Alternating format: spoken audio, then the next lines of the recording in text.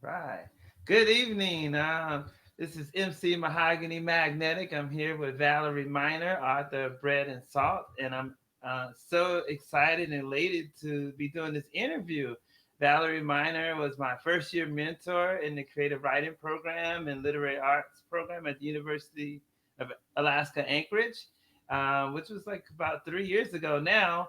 And here we are today. I'm almost about to be graduating, and just proud that as a mentee that I can help her promote this book. And so we're going to get into it, and we're going to start off with a reading. But before we do that, Valerie, would you please tell us a little bit about yourself? I'm a writer, and I write a lot about a number of different places. Location is very important to me. This particular book is set in Tunisia, India, Turkey, France, Italy, number of places in the U.S. I was brought up in a family where my father was in the Merchant Marine and my mother was an immigrant at the age of 20. So I think traveling is just in my blood and it's certainly in my stories. All right. Well, that's a nice introduction. So we won't not gonna waste any time. Let's get into this reading. So, people, just sit back and enjoy this wonderful reading. An excerpt from Bread and Salt by Valerie Miner. This story is called Escape Artist, and it's this story is called Escape Artist, and it's actually set in Berkeley, California. You glance out the window at the tranquil spring evening. 3 stories down to the glorious almond blossoms and purple magnolias dazzling the campus after long, dreary rains. Northern California heaven. It's been a productive but long day of teaching, running meetings. You're tired, hungry for supper, a little cranky. Damn fluorescent light buzzes above your desk. St, st, shots of toxin straight to the cortex. How long before you get brain cancer? Cheer up. Low blood sugar always brings out your gloomy. Come on, only 2 more midterms to read and you can leave the office behind. A knock on the open door. Your heart sinks and inadvertently you check your watch. The handsome blonde student shifts from one purple Nike to another. His flush faced tells you he has run here. Sweat drips along his left cheek. His right hand is fisted. Tension hardens his blue eyes. Hello there, you say, throat clearing, and then, are you Masha Dunway? Yes, they never address women as professor. At least he didn't call you by your first name, as so many students do. How can I help you? Shuffling into the office, he perches on the gray folding chair, watchfully, as if training for the FBI. Some kids automatically pull their seats right up to the desk, lean over, elbows on your papers. Others stretch back, expectant customers. The shy ones usually alight on the edge like this. How may I help you? He blinks, snaps his gum. Running with gum in his mouth, suddenly you're worried for him. He studies you. Pay attention. You were up late last night obsessing about mom's accelerating Alzheimer. You may be tired, but your office door is open. You are a professor. He is a student. This is your job.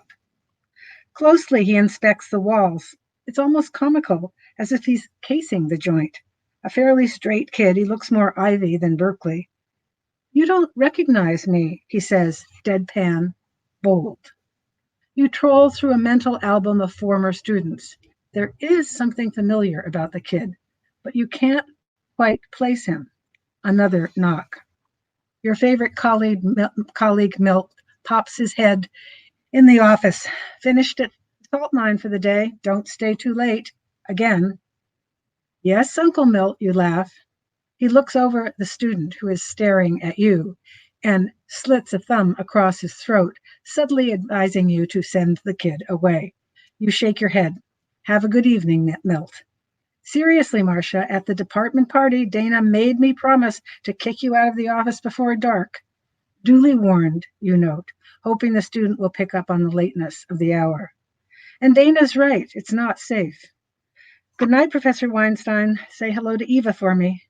You turn back to the visitor. Sorry, I can't remember. Tell me your name? He glares, exhales through pursed lips, almost whistling. An image from the morning paper, that young sniper in Cincinnati, from a Wiccan cult. Weird. You thought witches these days were good folk, pagan environmentalists, right? Something benign. He continues to watch you, eyes full of, yes, longing. I know we've met, you try. His jaw stiffens. Your patience is dwindling. It's been a while, he offers, as if playing a creepy game. That's it. You're exhausted. You flip through a file on your chaotic desk, hoping he'll get the point. Dana will have dinner ready, and Milt's right about the dangers of cycling along College Avenue after dark. Suddenly he mumbles, You used to be my... Sorry? You used to be my aunt. A harder edge to his voice now. Puzzled, you study his petulant face. And then, Artie, Roberta's son, how are you? He was an affectionate little boy, very attached to Brad, adored his uncle. He looks exactly like your ex-husband's sister. You count the years, 12, 13, since you've seen little Artie, who, through the miracle of life, is now a young man. Arthur, he corrects you solemnly. Arthur, you nod to the once delighted child who was a demon at checkers. I'm fine, he looks you coldly in the eye. How are you? Fine, thank you. You're still smiling despite his curtness. The dutiful aunt, you ask, So you're a student here at Berkeley? Yes. Just like his uncle in the passive aggression and the monosyllables. You had to pry conversation out of Brad, too, especially after he became a total pothead. For years, you begged him to agree to couples counseling. Every night, he came home from work and went straight upstairs to, with his stash to watch TV and eat junk food and giggle. You think about the shock on his face when you finally told him you needed a separation. It's not working for whom? He asked. What year are you, Artie? You hear that old, reasonable tone you used with Brad in the last years. Are you a junior? Sophomore, of course. His voice is almost inaudible again. As you remember, I'm 19 now. Outside, the sky is graying. Nearby buildings are losing shape. This is not a student consultation, more like a family stealth attack. As you know, as if you'd remember his birthday, as if Roberta hadn't cut you off when you tried to maintain contact, even sending back Christmas cards. In those days, you still cared about Brad, worried about him, still thought Roberta was your friend. Well, after years of therapy, you're a little more realistic about people. How do you like university so far, you ask? You are not obliged to keep chatting, but you're surprised to find you feel a tie to Brad and his nephew, nostalgic for what might have been. Fine, he's reading a student exam upside down. Slowly, shove the tests into a briefcase and check your watch again. You can't help asking one more question. What's your major, Artie? Arthur, he corrects you. Chemistry. Just like your Uncle Brad and his uncle before him, of course. Of course he'd follow his hero to Berkeley, to chemistry. Glad you actually remember the family, he smirks. That's it. The filling station is closed. Nice to see you again, Arthur. I really do need to close up now. You cut your hair. Reflexively, you touch a short, tight coil at the nape of your neck. We used to call you Aunt Rapunzel. You laugh. Brad always loved your long curls, claimed he rescued you from your crazy family. In a way, he was right. Brad's love and support allowed you to become an escape artist, disappearing through the haze of smoke and alcohol and out the door of your family's tiny 10th floor apartment in the projects. Yes, you've always been grateful to him, even if he didn't turn out to be such a prince. You weren't a total princess. Of course, you returned to your family after finding your footing. These last 2 years, your sister Anna has been good about sharing the caretaking of Mom. Sometimes you and Anna even laugh about growing up in that chaotic, scary environment.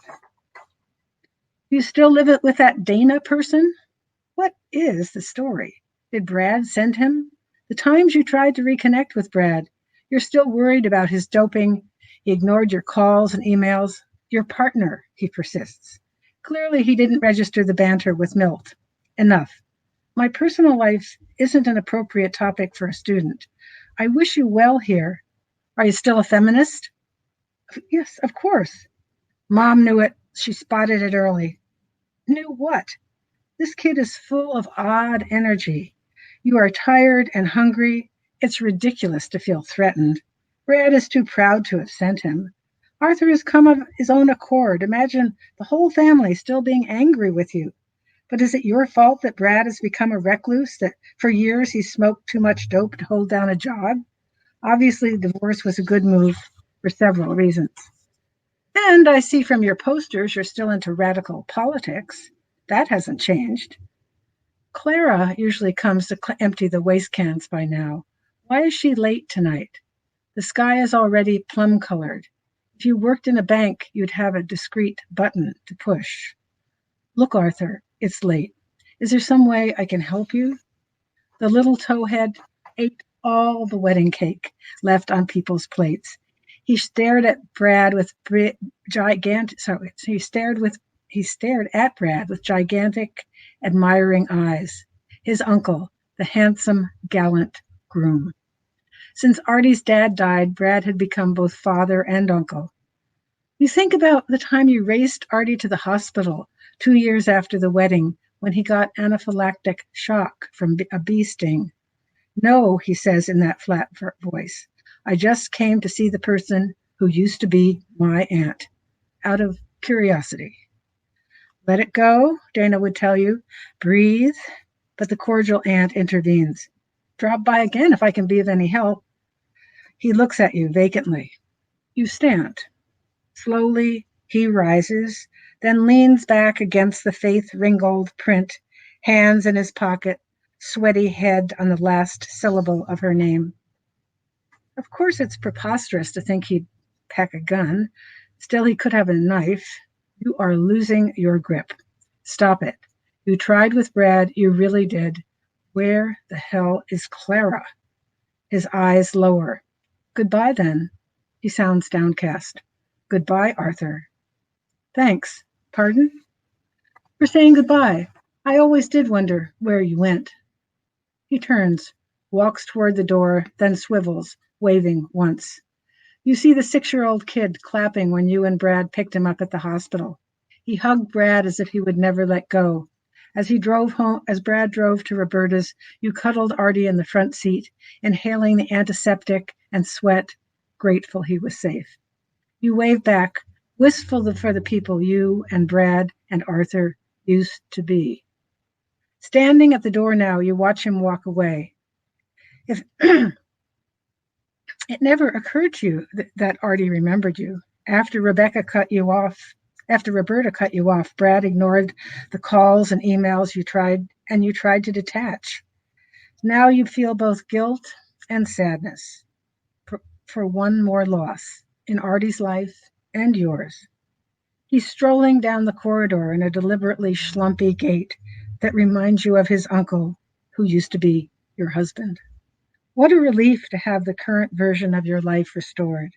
Soon you'll be telling out everything to Dana over supper in your sweet rented bungalow, far from the horrible high rise of your childhood and petulant men posing as princes. You stand in the hall until you hear the reassuring sounds around the corner. The elevator door yawning open and then finally shut. Imagine waiting 13 years to say goodbye. Returning to the office, you close the door behind you, press the lock before sitting down. As you gather your papers, you feel lucky. Lucky for 10 years and still going with Dana. Lucky to have a job you love. Lucky for California's no-fault divorce laws. No fault. A tap on the door. You hold your breath. Banging now. You feel the vibrations. Watch the wooden door shake. Persistent, heavy thumping. You look out the window into the darkness, 3 stories down to the dimly lit sidewalk. Breathe. You try to concentrate. Run your hands through your hair. Okay. Grab the phone. Get under the desk. First you call out hopefully, Clara? But of course, Clara has a key. Thank you.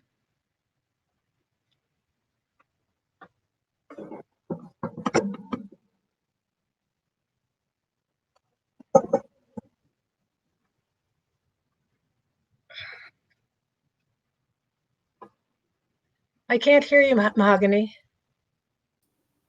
There we go. I had to unmute myself.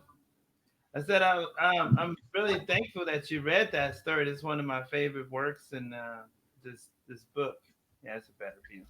Thanks, Mahogany. Yeah, yeah. And I was like, so being a student that I am of Valerie Miner, I was like taking notes, and I remember, oh yes, this is what I highlighted because I really like this line. We used to call you Aunt Rapunzel. You laugh. Brad always loved your long curls, claimed he rescued you from your crazy family. In a way, he was right.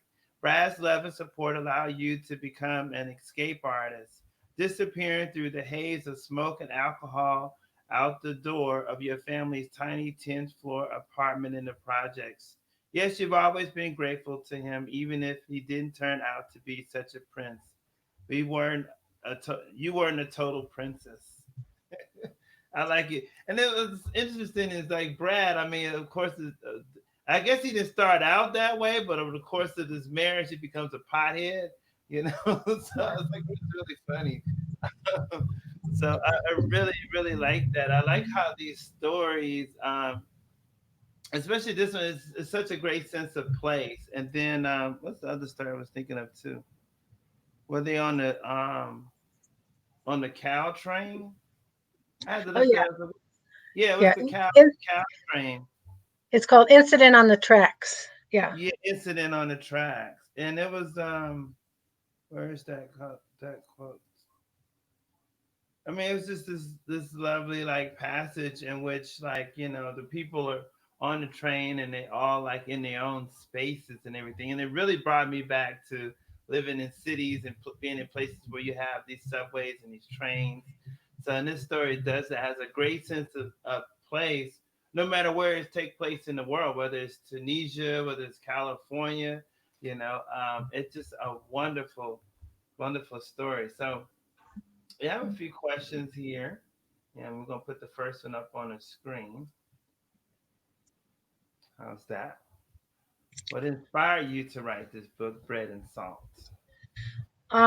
Well, I never, when I start a book of stories, I never have a theme. I just, as I was saying earlier, I travel a lot. I've had number of wonderful opportunities to have Fulbrights in different places and to be invited to different countries. And, your notebook is always with you in one way or the other. And so gradually I pulled these stories together over many years.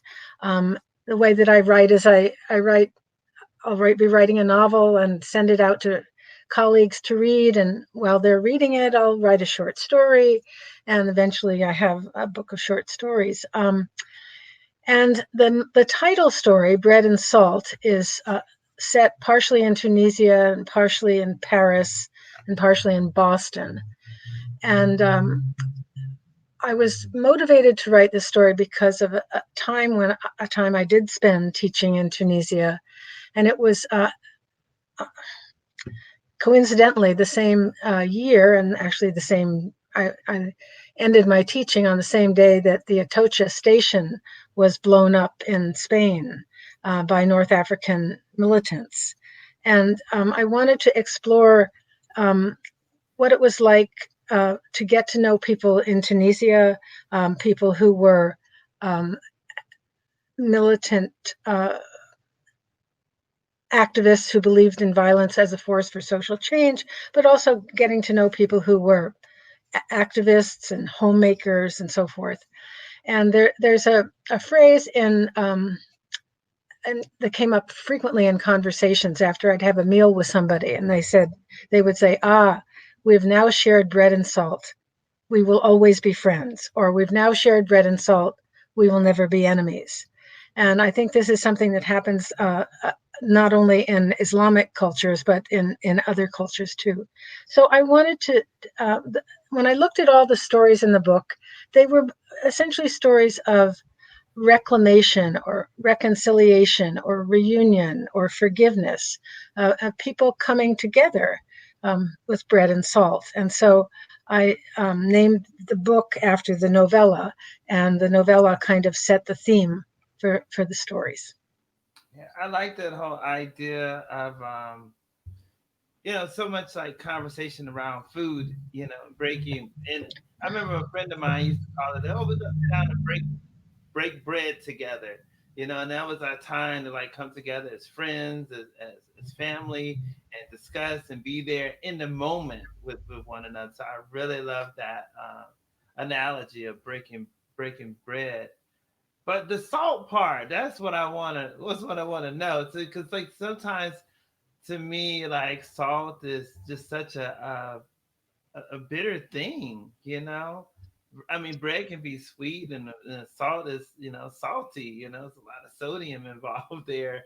I mean, but that gives us contrast as the tensions that's happened throughout all of these narratives in this work.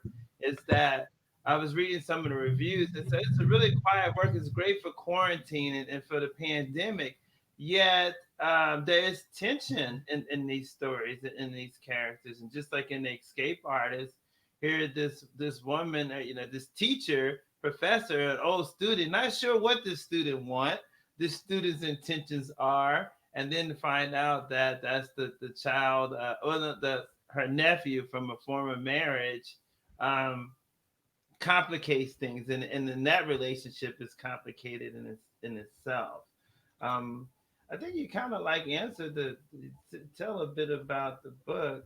One of the things I like about this particular work and all your works is that the focus or raising awareness to social issues, feminism, women's rights, LGBTQ plus rights, people and the struggles, and like this worldview that you have, that you bring, and you bring these into characters. So with that, let's go to this question. And what did you learn when writing this book? Oh dear, I learned that it takes a long time to write a book, which I have learned many times, but I learned it once again.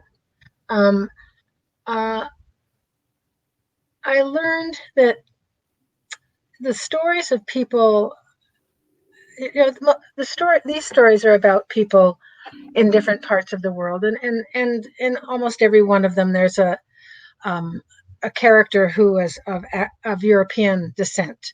Um, so so there, it's often about an expatriate being in Turkey, or being in India, or being in Indonesia.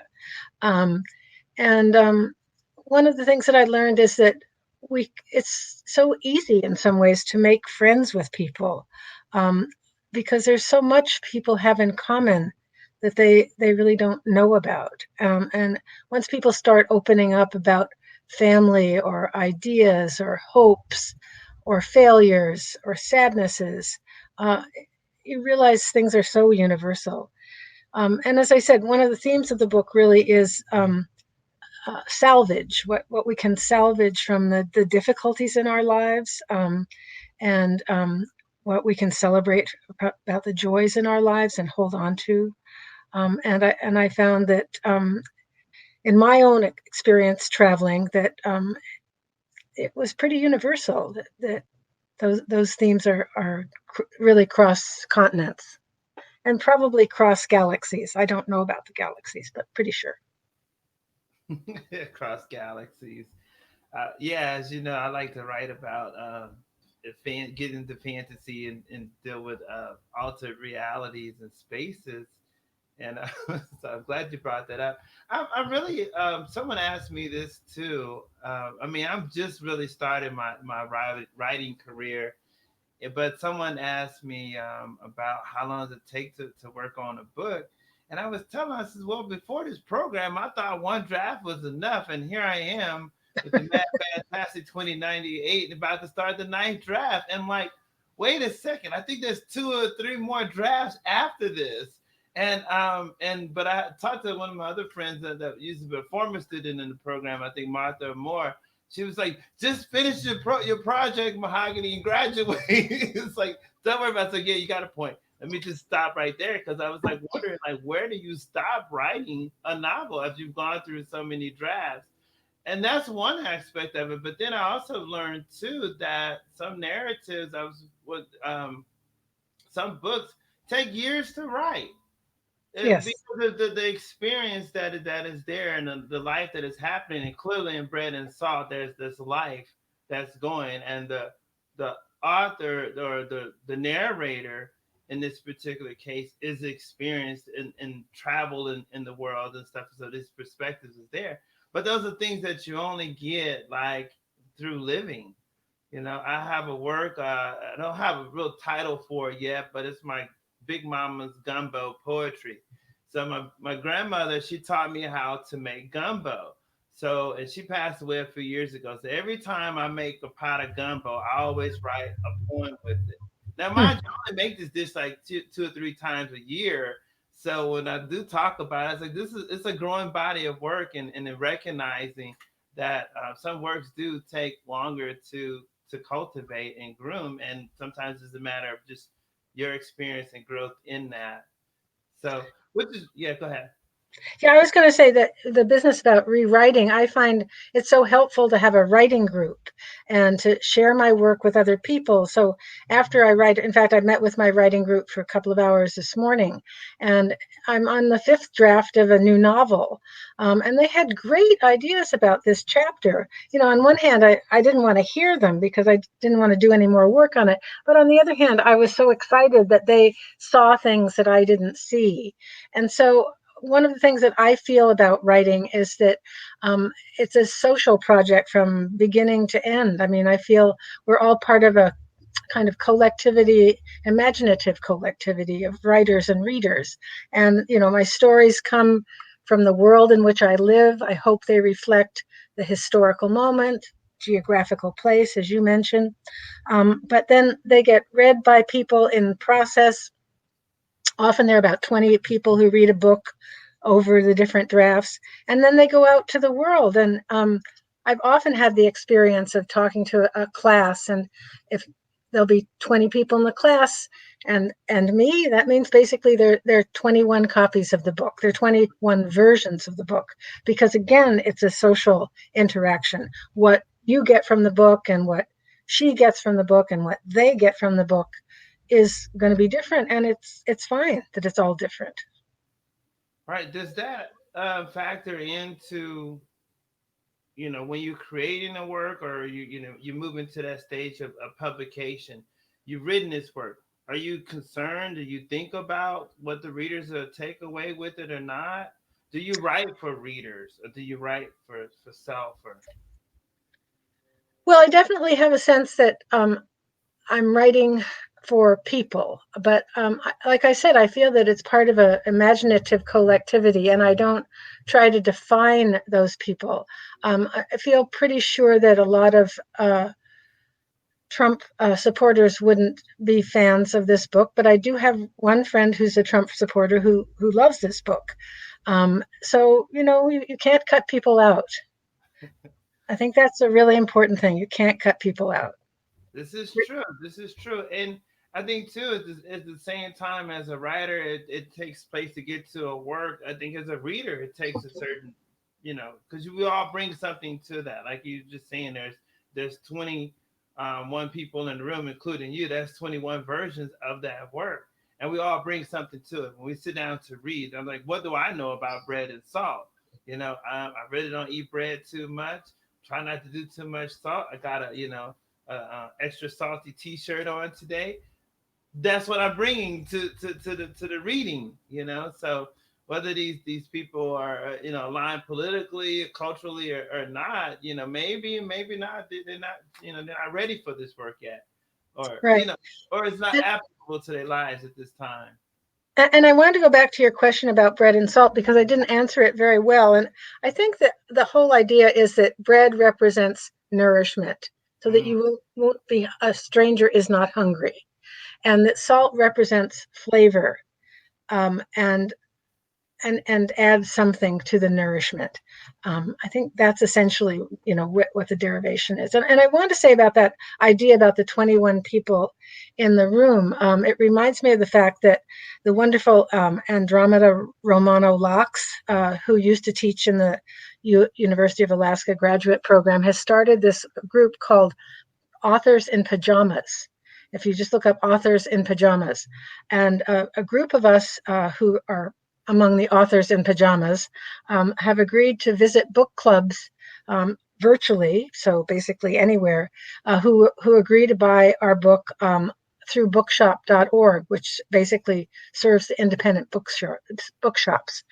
So if people out there are in book clubs, I'd be happy to visit your book club. Just go to Authors in Pajamas. And actually, I promise not to wear pajamas.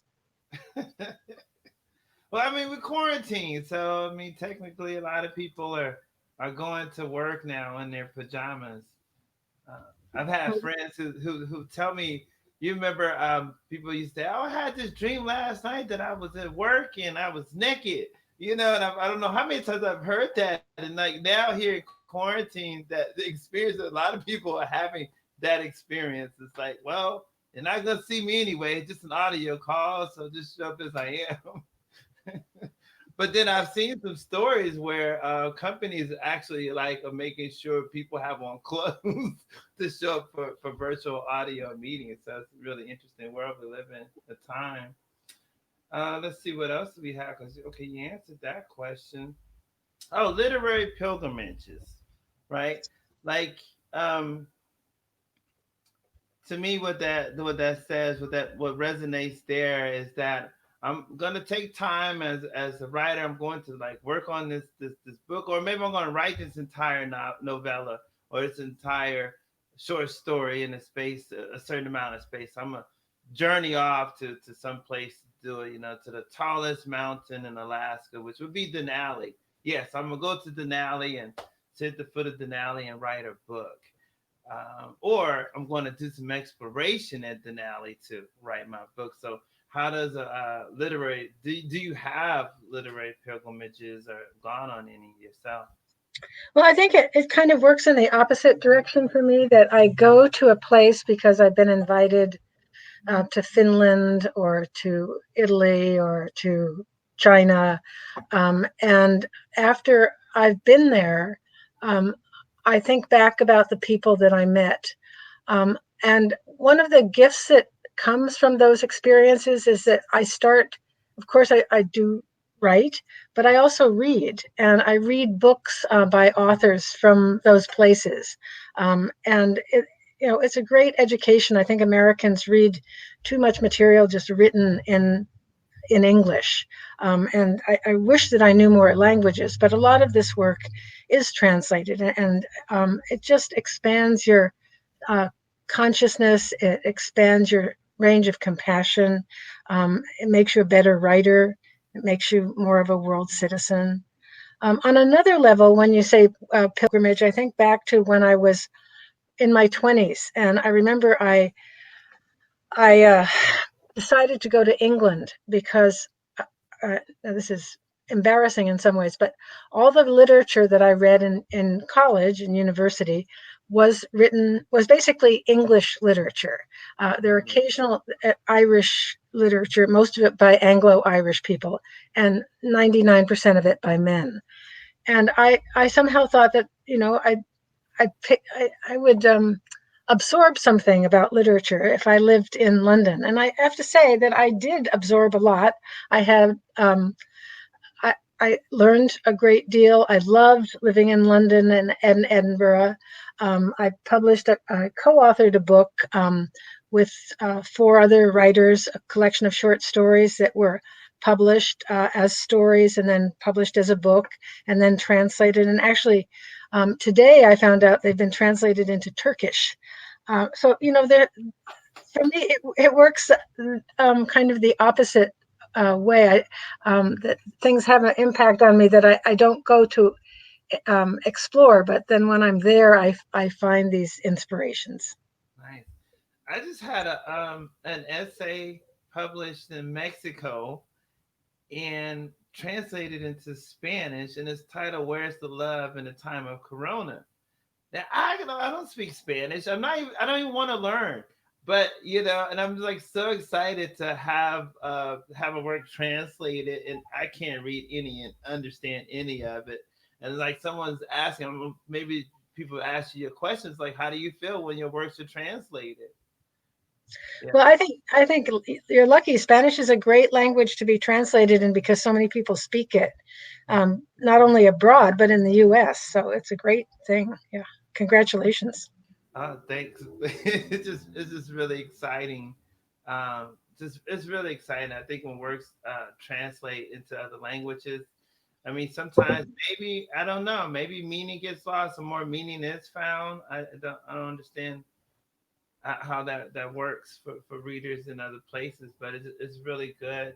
I also like the idea that you brought up in this discussion about literary pilgrimages. You talked about compassion in these journeys, and as a student, I think that's one of the biggest things I've learned from you is to have compassion for myself as a writer. And I still live the funambulist life every day of balance between writing and kung fu, and so that's everything. But and it's something that I do share with people often, as have compassion for yourself, and it helps. It does it informs the work that we create and stuff, and it's just wonderful. So many lessons. I could go on and on about Valerie Miner. I've been telling my friends all week, I'm interviewing Valerie Miner. I was like, who's But just to pick up on that, Mahogany, I think that one of the things we have to remember is that we need to have compassion for our characters too. That it doesn't, there's so many, especially emerging writers who want to write an ironic story, and the character turns out to be this sort of skeleton of a person and doesn't have any dimension. And um, I think we have to love our characters even though they're flawed. And I think our characters have to be flawed if they're going to be human, and they have to be human if they're going to mean anything to people. so true, so true. Speaking of that's something else I think I was reading in terms of characters for this particular book. It's like, how did you come up with these characters in the story? Are they fictional? Are they based on people that you met in your travels? No, I don't know about other people. I don't tend to write literature that is autobiographical in the sense of memory, but it's more autobiographical in the sense of premonition. And what I mean is that things that I write about often happen to me. Um, an example of this, I mean, sometimes it's a very a slim coincidence, and sometimes it's a really profound experience. And when I was writing A Walking Fire, which is a revision of King Lear from Cordelia's point of view, it's about a father who is dying, and his daughter risks her life to come back and save him. He's politically, they're very different. All of Shakespeare's plays are political. People forget that. And this is set during the Vietnam War, and he's been involved in taking armaments over to Vietnam. Both her brothers are in the military, and she is a war protester, and she through complicated means winds up having to escape to Canada, and is under under a shadow of arrest if she comes back to the US. But she comes back and she takes care of her father as he dies. And after I finished this book, my father called me up. And he lived in a different state. And he said that he was sick and he didn't know what it was. And then it turned out that what he had was, he wasn't ill before I wrote the book. What he had was the same thing that the character in the book had. He had lung cancer. And I made I talked to him and to his doctor and made plane reservations to go visit him twice. I talked to them about what timing would be good. And he died before I could get there. Mm. And I felt that having written the book was such a gift because it gave me a chance to spend time nurturing a father and saying goodbye to a father, even though it wasn't my father and that wasn't me. Cora is not Valerie. So I think that one of the things that we have as writers that we really need to cherish is this ability sometimes to tap into the larger picture that doesn't seem to be so evident. Um, and I don't think it's that writers are more sensitive or that they have extrasensory perception. I think it's that one of the things we have to do in order to be writers is to be quiet and to spend some time thinking and feeling. And so many people with other jobs don't have that opportunity. And we have to give it to ourselves as writers. And so I think sometimes by being quiet, being present, we pick up things that are going to happen. Mm.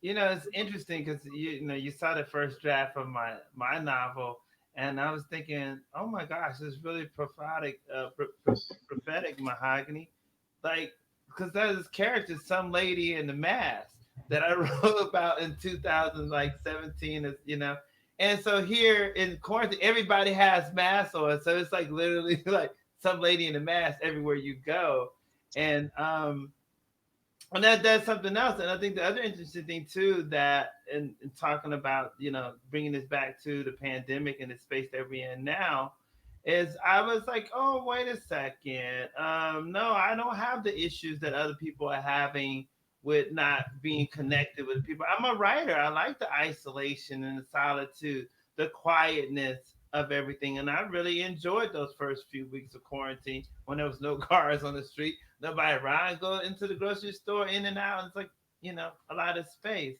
But I've learned that too. I enjoy that quietness, that solitude, and to be able to sit with self. And that is really, really insightful. It was just a really insightful discussion in terms of what we bring to the table and the experiences and these premonitions as writers. Though not, I don't even want to say the word supernatural, but they're not like powers. It's just being in tune, and it's also visionary. You creating these visions as well too, and bringing them to life. So we have a few more questions. Oh, here's a fun one. As a writer, what would you choose as your mascot, avatar, spirit animal?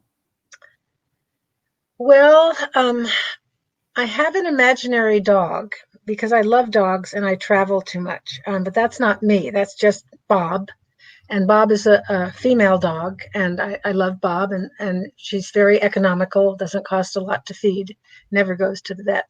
But for myself, I would have to say that I already do have an avatar, and that is the owl. Mm, And I'm the I would like to be more like an owl in the sense of sitting and observing and watching and attending and then flying at our cabin up in Mendocino County.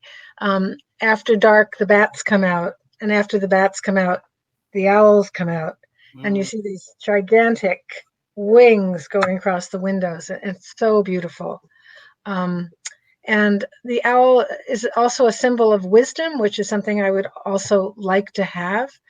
So I choose the owl not because I think I'm as wise as the owl or as watchful as the owl, but because I would like to be.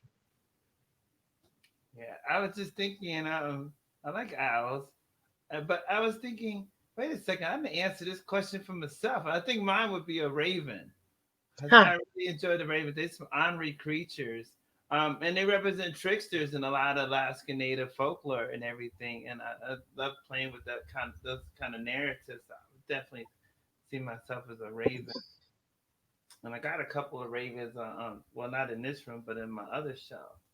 Oh, so this question here, I chose to include this because when I was researching, preparing for this interview, I came across, and it's on the whitepointpress.com website, and it's the last question actually. And whoever wrote, and this is from Goodreads, I think, yeah, Goodreads and library things reactions. And this person, right, Valerie Miner's short story collection, Blood and Salt, offers a group of stories go yada yada yada. And this person says blood and salt again. You know, mind you, I think the review is good, but like, there's a major difference between blood and bread, right? I was like, I don't know if Valerie liked that a lot, you know, and then for it to be here on the website as a part of the formal presentation of this work, I said, well, obviously they felt something about it between her and the publishers, something about this misnomer here of the title still resonated with you. So I wanted to know a little bit more, and that's why I brought this question in, like book reviews. And I don't know if this is good or bad, but it's definitely like the wrong word, and the fact it's intentionally there twice. Like, no. Well, first of all, I did not read that. I had no idea it was there. And I don't read book reviews. One reason I don't read book reviews is that I write a lot of book reviews. I've been writing book reviews since the 1970s. And I love writing book reviews, but I know that book reviews are not for the author. They're part of a conversation with other people about the book. Hmm. And when I first published my first book, which was Blood and Sisters, which is what maybe why someone Oh, that got might be got it what it mixed up. Yeah. Um, so my first book was Blood and Sister, Blood Sisters. Sorry, Blood Sisters. Um, when I published that, I did read the reviews, and I'll tell you, um, the bad ones just sent me into a tailspin for days. Once I was teaching, and I was late to a class where I had a visitor, and the visitor was at the class, and one of my students had to come and get me and say, Professor Miner, aren't you coming to class?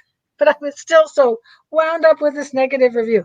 And then the good ones, of which there were many, they were never quite good enough. They would say things like the best book of the year, and I'd say, what do you mean? It's the best book of the decade, or something like that.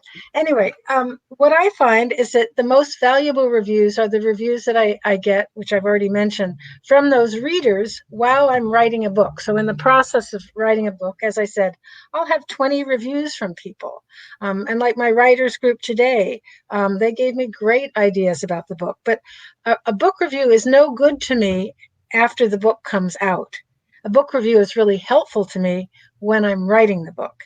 And Virginia Woolf had a really interesting idea about this. She said she thought that reviewers should set up shop in a window and charge money to review somebody's book, and make it a serious exchange.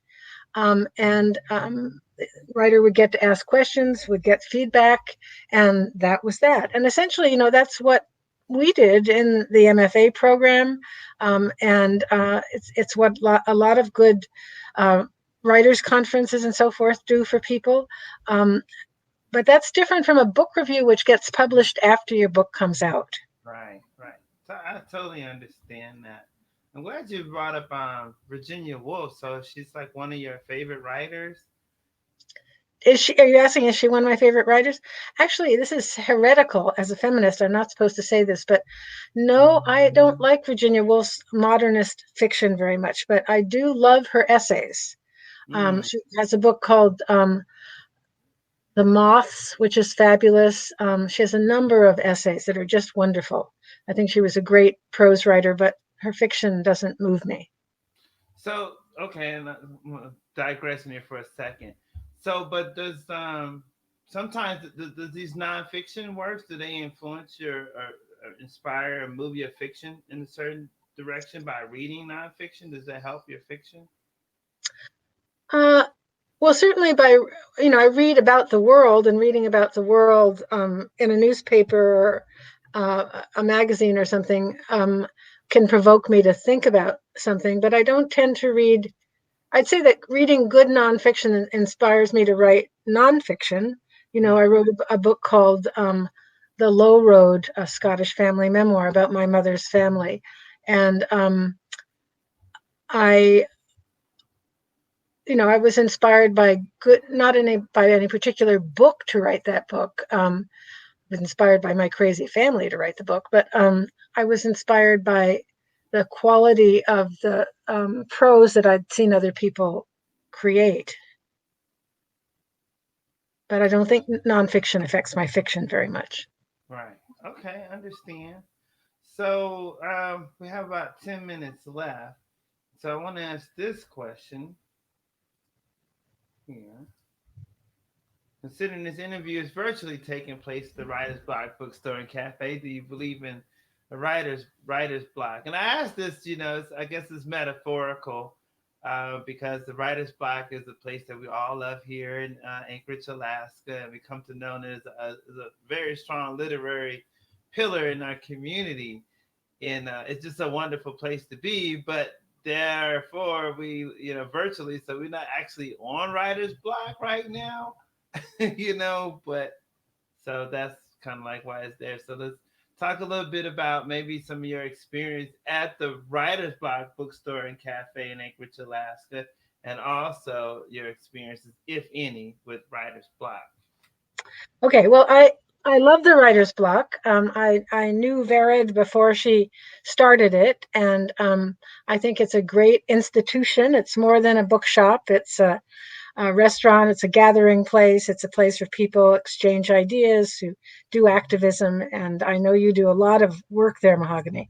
Um, and I guess that, and I enjoyed the times that I've spent there a lot. Uh, when I think about writers block, the store, I think about it in a kind of different way. I think about it as a block, like being home on the block, being in your neighborhood. And I think about it being the block where the writers hang out. Yeah. Um, and of course, the other way to think about writer's block is this idea of, oh my God, I can't write another word. Um, and, I had an advisor in graduate school who said, plumbers don't get plumber's block. Electricians don't get electrician's block. Mm. Why do we make this writing some kind of rarefied activity? Why don't we just see it as work? And I think the less pretentious we are about writing, the more we see it as a contribution, as something that um, uh, can open people's ideas, can, as I said, expand their range of compassion, but also for us individually to see it as something that we do on a regular basis, that it takes time and energy and diligence. And, sometimes I don't feel like teaching, but if I don't show up at the class, it's a kind of a disaster. So if I don't show up at the desk, same thing happens with the writing. Mm. So there's certainly been periods in my life where I have not felt like writing. The 6 months that I spent, I've been to India many times, but at one of the times I was there, it was for 6 months. I was doing a Fulbright, and the only thing I could write when I was there was letters, because I was so amazed by the whole place. Mm. I made a lot of friends, which is why I go back so often, and I spend a lot of time talking to them, listening to them, and there have been times when I've been depressed, but I have to say that one of the things that helps me when I'm depressed is to say, let's get on with it. Sit at that desk, um, put the bottom in the chair, and get out the pen or the keyboard. And I would say that we make there's this kind of way we make too much of this. We, Sometimes you don't feel like cooking. Sometimes you don't feel like driving the bus. As I said, sometimes you don't feel like teaching, but you do those things because you do those things. Mm-hmm. You might not be doing them in quite the same way as when you're feeling excited about them, but you do them. And I found that just keeping, when I'm writing a novel, for instance, if I've got a really busy schedule and I think I don't have time for it, if I just spend 20 minutes with it, it makes a huge difference. And I guess the last thing I'd say about writer's block is that there's a woman named Victoria Nelson who wrote a wonderful book called Writer's Block. And she has a different idea about this than I do. She thinks that when people are blocked, they're actually kind of brewing things. They're simmering, they're marinating things. And that's another way to look at it. So I'd recommend her book. I've read it. I think it's a very good book. It's just called Writer's Block by Victoria Nelson. Yeah, I think so too. I think there's a lot of emphasis placed on writer's block. And I think, and for me, it goes back to, okay, gosh, this is not working. I can't write. I'm not in the mood. I'm not in the space to write this particular thing. And it's okay. It's okay. Go do something else, you know. And that's what for me, because the writing was like every single day, and I'm so thankful that I never forget the day. It was an epiphany for me to see Funambulist up on the board on the screen, and it ultimately really did change my perspective of myself as a writer. You know how I deal and cope with bipolar disorder and mental illness. So it's like balance. So then there's times now, especially in the past year, where I'm not writing every day, but then I'm like practicing kung fu, so it gives me time and to marinate those ideas. And I know too, like especially in dealing with depression, that's all you're doing is like laying there. So those thoughts are just ruminating and like sucking up and becoming like really, really good things to write about when you have the energy to start writing again. But then it's also that work part. Sit down and do the work, you know? Yeah. I think we ought to explain to people this reference that you keep making to funambulants. Funambulist. A funambulist is a tightrope walker, and Pierre Petit, who walked between the trade World Trade Center buildings when they existed, was a funambulist. And a few years ago, I gave a lecture at the university about being a literary funambulist. In other words, developing ways to have a balanced life as a writer. And I think that that's what you're talking about. Exactly, exactly. Oh my gosh, it's the best lecture to date. Yeah, it really is, and it's like one of the things that my mom is a school teacher, and I've been this is my first actually semester, teaching students in two different Yes. programs myself, and so to talk to her about what it is to teach and having that balance and everything. It's like these lessons that I've learned from you and from my mom. I know what a good teacher is when I come across one. And that's why like I'm just like was really excited to like work with you, these past few years. And I chose you as my mentor because when I was looking at the list of all the people in the program, I said, who has the most books? And it wasn't that I was like concerned about who has written the most books, but the formula for writing the most books is what I wanted to know. Like, how do you do that consistently and get those works out there over time? And now to know, like, oh well, yeah, there's no short road to there's no cutting corners into producing work, and sometimes they do take a long time. But yet, over a span of time, now this is your 15th book. That's just a wonderful thing. And a lot of writers, just maybe one book here, they never get that book published. That they've been working on for so long. So Well, I was thinking, Mahogany, as you were talking about one of the questions that you sent me earlier about who my inspirations were. And, there are various writers I like individual books by writers. I don't tend to say, this is my ideal of a writer or my favorite writer. But I have to say, also, I've learned a lot from my students. So much from my students, the risks that they take, the new ideas that they have, and sometimes it'll be something as simple as I'm writing a revised page of a novel, and I do something and I say, no, Valerie, you can't do that. You just told your students they can't do that. That doesn't make sense. That's not graceful or whatever it is.